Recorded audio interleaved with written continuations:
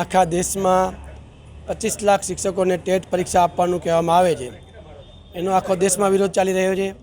ઘણા રાજ્યોમાં ગઈ 17 તારીખના આ બધું હતું, ઘણા જિલ્લાઓમાં પણ થઈ ગયું। કચ્છમાં અમે 20 તારીખ નક્કી કરી હતી અને આજે અમારા કચ્છના લખપતથી કહીને રાપર સુધીના તમામ તાલુકાના અંદાજિત 700ની આજુબાજુ શિક્ષકો આજે અહીંયા ભેગા થયા હતા।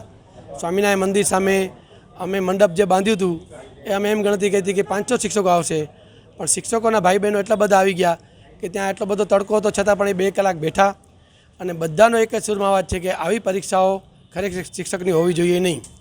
ટેટ પરીક્ષા એ વળી પાછા લાયા છે તો જ્યારે તમે ભરતી કરી છે ત્યારે જ પીટીસી હોય કે બીએડ હોય કે બીએસસીના ક્વોલિફિકેશન ઉપર ભરતી કરવામાં આવી છે। જે શિક્ષકે આજે 25 વર્ષ ભણાવ્યું તો આ બધા જે અધિકારી જે બન્યા છે એ પણ એ શિક્ષક પાસે ભણીને બન્યા છે અને હવે આવી પરીક્ષા લેવા જાય તો એ કેટલા અંશે વ્યાજબી છે। એટલે શિક્ષક આલમમાં બહુ જ આનો રોષ છે, આનો વિરોધ આજે અહીંયા કરવામાં આવ્યો છે।